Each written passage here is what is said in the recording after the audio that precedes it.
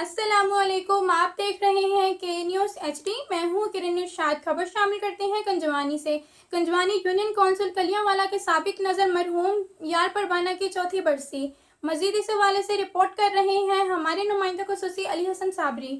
जी साबरी साहब।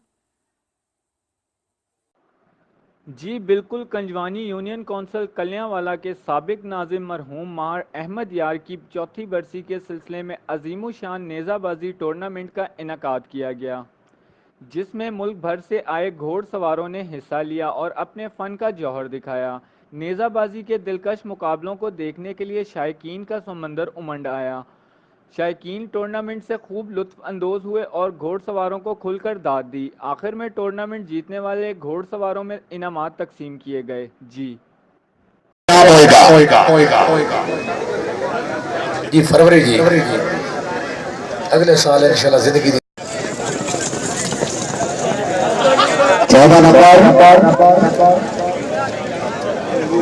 घोड़ा ठाकर बार नवाब खान खुदवाना सियाल घोड़ा शोला नूर मोहम्मद लोहार घोड़ा जुगनू मोहम्मद सदीक लोहार घोड़ा बड़ पसंद है।